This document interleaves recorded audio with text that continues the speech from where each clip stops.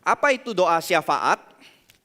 Saya mungkin bisa mendefinisikan doa syafaat adalah God is sharing His plan with you as a friend.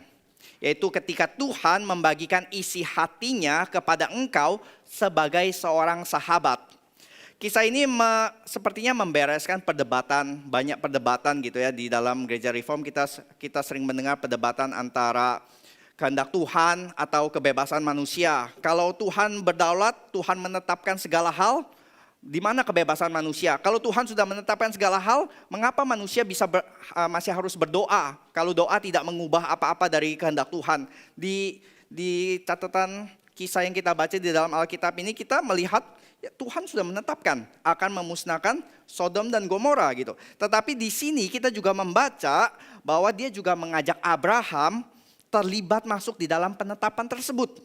Jadi kita melihat di dalam kisah ini tidak ada konflik antara penetapan Allah dengan doa manusia. Di sini tidak ada konflik yang seringkali kita konflikkan di dalam doktrin, bahwa di sini yang namanya penetapan Tuhan dengan keterlibatan manusia di dalamnya itu berjalan sejajar. Lalu mengapa kita berdoa syafaat? Karena kita dilibatkan sebagai seorang teman. Mengapa kita berdoa syafaat? Itu sangat ditentukan dari apa, saudara? Dari pengenalan kita akan Allah. Dan semakin kita mengenal Allah, semakin kita ingin masuk ke dalam doa syafaat. Dan semakin kita masuk ke dalam doa syafaat, semakin kita juga dibawa masuk ke dalam kekayaan, kelimpahan, pengenalan akan Tuhan. Seperti yang Abraham alami di sini.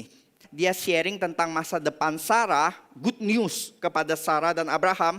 Dan sekarang dia juga sharing tentang masa depan Sodom, bad news. Tuhan sedang memperlakukan Abraham sebagai seorang kawan.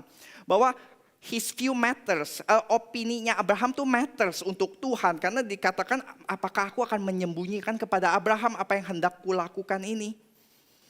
Ya, jadi Tuhan memang mengundang Abraham masuk memberikan opininya, memberikan pendapatnya. Dan memang hanya di tempat ini kita bisa melihat signifikansi dari Yakobus 2 ayat 23 ya. Dikatakan Abraham adalah sahabat Allah.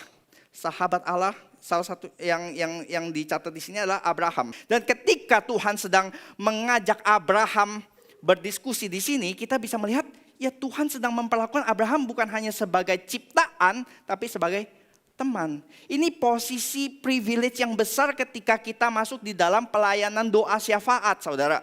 Bahwa kita menjadi pendoa-pendoa syafaat, kita sedang mempunyai satu posisi yang begitu tinggi. Kita sedang dipercayakan rencana kekal Tuhan. Kalau saudara di dalam hati mempunyai satu beban doa begitu, berarti Tuhan sedang sharing His plan with you as a friend. Dan inilah esensi berdoa syafaat ya.